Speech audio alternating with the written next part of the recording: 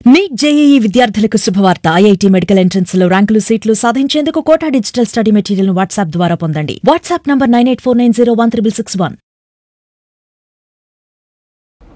RC Munakrishna, deputy mayor Tirupati municipality, ఓట్ల సురేందర్ నాయుడు, అధికార ప్రతినిధి Tirupati parliamentary Telugu Desam party, SVM Sridhar 35 division అధ్యక్షులు.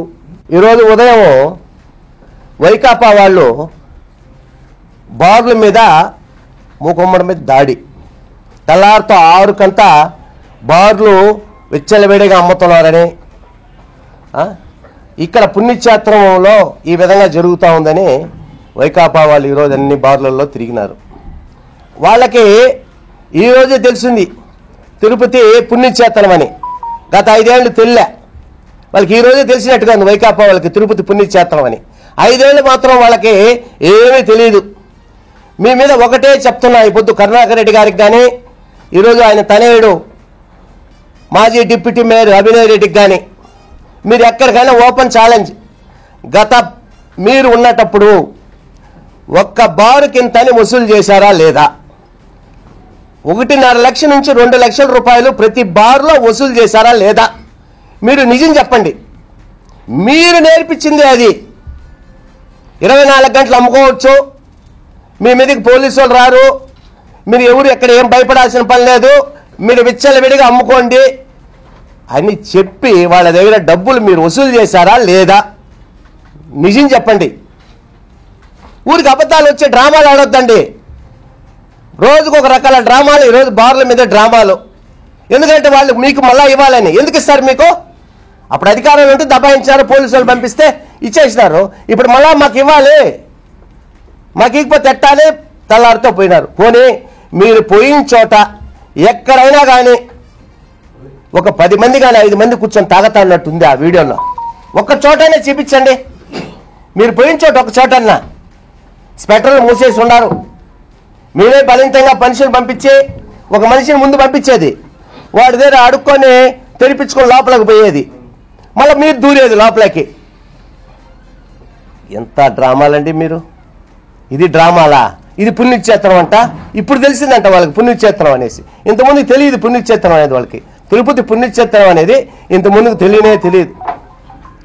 రాష్ట్రంలో మద్యం షాపులో నాణ్యత లేని మందు అమ్మి, కల్తీ మందులు అమ్మి ఇప్పుడు అందరిని అరెస్ట్ చేస్తున్నారు. అది ఆడ బయటపడిపోతుందో దాని మీద చేసేదానికి డ్రామాలు. మీరు తిరుపతిలో మీరు 20 షాపులు 15 బార్లు తిరిగినామంటారు. 10 నిమిషాల్లో 10 బార్లు తిరిగేసినారు మీరు. పోనీ ఎక్కడైనా ఒక 5 మంది కూర్చొని తాగినట్టుందా? ఒక షాపులో పోయేసి ఎన్ని గంటలకు తెరవాలి కూరగా అరుస్తూ ఉన్నారు. కూర్చోండి వీళ్ళ మనుషులే పోయి కూర్చునేసేది, ముందు పోయేసి వీళ్ళనే చూపించేసేది. ఎందుకు ఇంత మరి డ్రామాలు ఆడుతున్నారు తిరుపతిలో? మీరే తిరుపతిని బస్సు పెట్టిస్తున్నారు.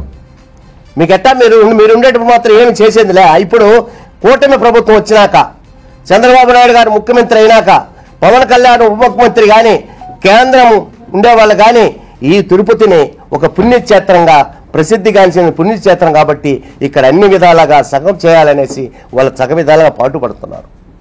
రాష్ట్రంలో కూడా మీరు చేసిన అరాచకాలని, రాష్ట్రం ఎక్కడికో వెళ్ళిపోతే రాష్ట్రాన్ని సరిచేయడానికి వాళ్ళు రాత్రి మొగుళ్ళు కష్టపడుతున్నారు. ముఖ్యమంత్రి కానీ ఉప ముఖ్యమంత్రి గారు కానీ. కూటమి నాయకులు బయటపడిందంట మధ్య. ఏం బయటపడేది? మీరే పోయేది, ఒక మనిషి ముందుగా పోయేది, వాడు ఆడాడని ఉంటాడు పాపం. రాత్రి 11-12 గంటలకు తెరుచుకుంటారండి బార్లో. అప్పుడు రాత్రి తాగేసి ఆ బాటిల్స్ అవన్నీ అట్లే ఉంటాయి టేబుల్ మీద అన్నీ. మీరు ఏడైనా చూసుకోండి కావాల్సి ఉంటే. వాటిని సర్దుకునేదానికి, రాత్రి అమ్మిన దానికి లెక్కలు చూసుకునేదానికి, అవి క్లీన్ చేసుకుంటా ఉంటే వీళ్ళు పోయి దూరేసి మీరు అక్కడ ఉన్నారు, మీరు తాగుతున్నారు. రాత్రిలో ఒక అతను ఉన్నాడు, మీరు పోయింది మొత్తానికి కలిపి ఒక అతనేదో రైల్వే స్టేషన్ కాడి నుంచి వచ్చి ఆడేదో కూర్చోన్నాడు. ఆయన పట్టుకొని మీరు తిరుమలకు వచ్చారా, తాగేసి తిరుమలకు పోతారా, అట్టపోతారా, రైల్వే స్టేషన్ ముందర అది జరిగిపోతా ఉంది, ఇది జరిగిపోతూ ఉంది. గతంలో ప్రభుత్వ షాపులో కూడా కొంత మాఫియా చేసినారు. మద్యం, నాణ్యత లేని మద్యం అమ్మేది, నాణ్యత మందు నుంచి బయట పంపించేసేది. మీరు తిరుపతి పుణ్యక్షేత్రం గురించి, తిరుపతి గురించి మీరు మాట్లాడే అర్హత మీకు లేదు. ఈ పొద్దు మీకు గుర్తుకొచ్చినట్టుగా ఉంది పుణ్యక్షేత్రం తిరుపతి, పుణ్యక్షేత్రం తిరుపతి అడుగొడుగో చెప్తా ఉన్నాం. గతంలో ఏమైపోయింది? మనిషికి 1.5-2 లక్షల రూపాయలు తీసుకో ఒక్కొక్క బార్లో మీరు ఇచ్చిన వీడికి అమ్మిచ్చింది మీరు. ఇప్పుడు మళ్ళా మీరు డబ్బులు కావాలి మాకు మీరు ఇవ్వండి అని దబాయించేదానికి వైకాపా నాయకులు మళ్ళా షాపుల మీద పడతా ఉన్నారు, అన్నిటి మీద.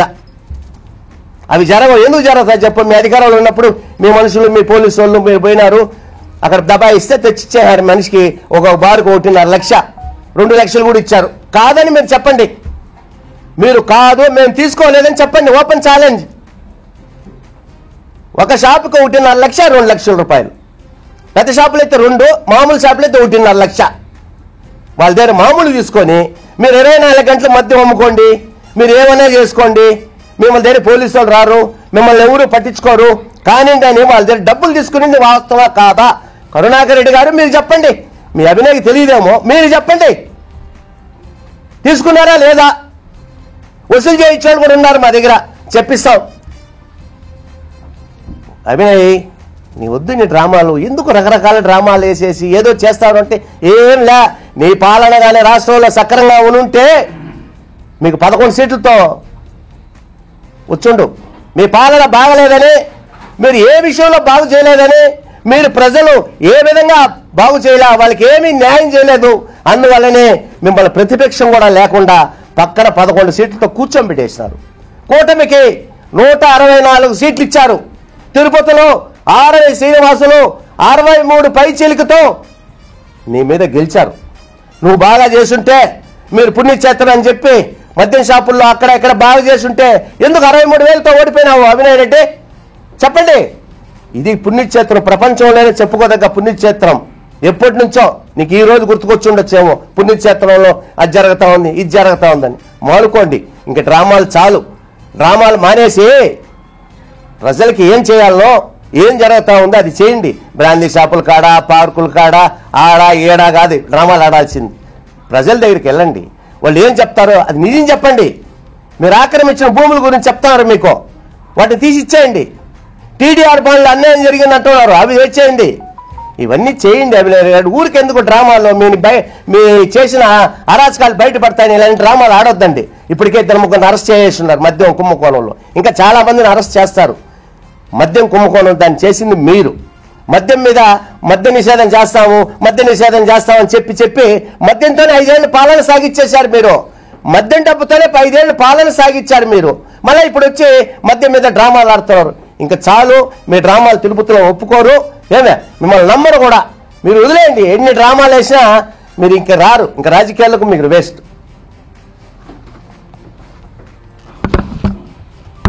నా పేరు ఓట్ల సురేంద్ర నాయుడు, తిరుపతి పార్లమెంటు తెలుగుదేశం పార్టీ అధికార ప్రతినిధి. ఈరోజు అభినయ్ రెడ్డి గారిని డైరెక్ట్గా నేను ఒకటే అడుగుతున్నా. గత 5 సంవత్సరాలలో మీరు ఈ తిరుపతికి ఏమి అభివృద్ధి చేశారు? దాని మీద ఈరోజు అభివృద్ధి చేశామా లేదంటే తిరుపతిని నాశనం చేశామా? దాని మీద మీరు ఒకసారి అవలోకనం చేసుకోండి. 63,000 ఓట్లతో బయట ఊరు నుండి వచ్చిన అతను ఇక్కడ గెలిచాడు అంటే మనం ఎందుకు ఓడిపోయినాము? మనం గత 5 సంవత్సరాలలో ఇదే మాదిరి డ్రామాలు వేసే కదా మనల్ని ఓడించారు ప్రజలు అనేది ఒకసారి అవలోకనం చేసుకుంటే మీలో మార్పు వచ్చినట్టు ప్రజలు నమ్ముతారు. మీరు అది లేకుండా మీలో మార్పు రాలేదు అని ప్రజలు ఇప్పటికే అంటున్నారు. మీరు చేయాల్సింది ఏం చేయాలి తెలుసునా? నేను అధికారంలో ఉండేటప్పుడు ఏదైతే ఈ టీడీఆర్ బాండ్ల కుంభకోణంలో చాలామంది భూములు నేను కొట్టేశాను, దీనిలో డబ్బులు నేను దొబ్బేశాను, వాళ్ళు రోడ్డు మీద పడి ఉన్నారు, వాళ్ళకి న్యాయం చేయండి. మా వాళ్ళు తినేసినటువంటి టీడీఆర్ బాండ్లు క్యాన్సిల్ చేసి ఎవరైతే నిజమైన లబ్ధిదారులు ఉన్నారో వాళ్ళకి న్యాయం చేయండి అని చెప్పి మీరు రోడ్డు మీద కూర్చొని మాట్లాడాలా, అది మాట్లాడాలా.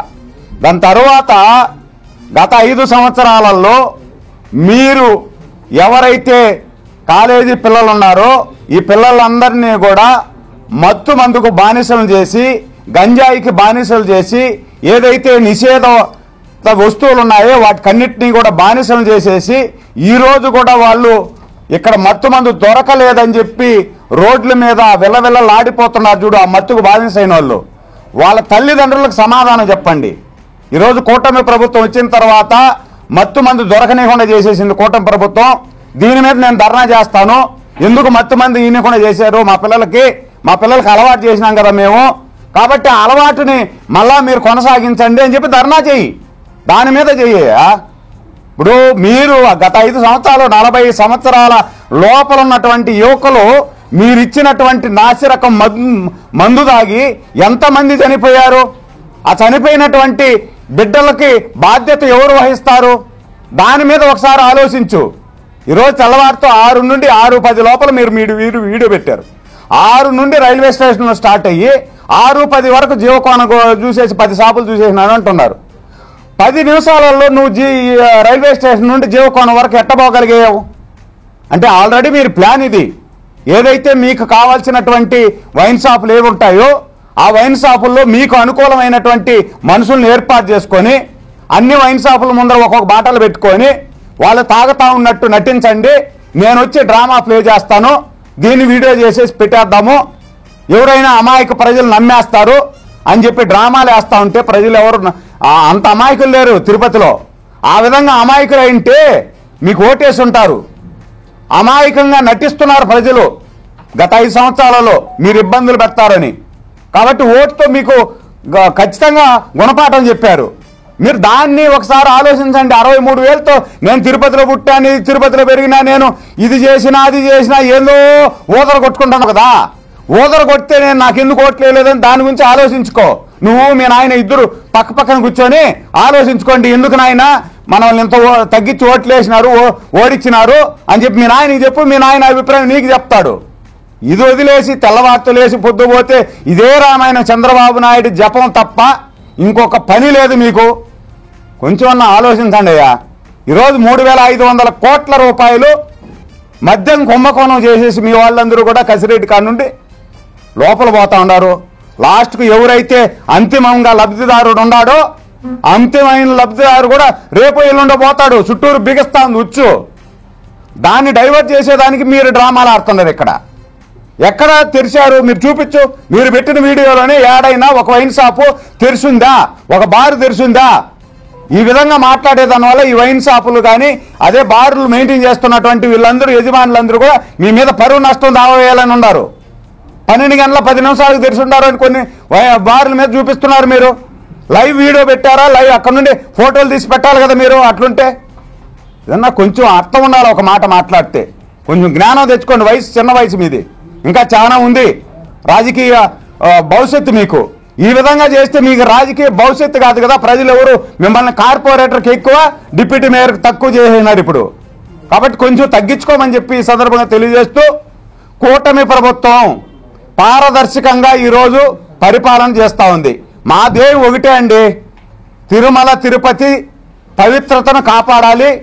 తిరుపతిలో మాకిచ్చినటువంటి మెజారిటీని ఒళ్ళు దగ్గర పెట్టుకొని మేము పనిచేస్తున్నాం. ఎక్కడా కూడా డీవియేషన్ చేయట్లా.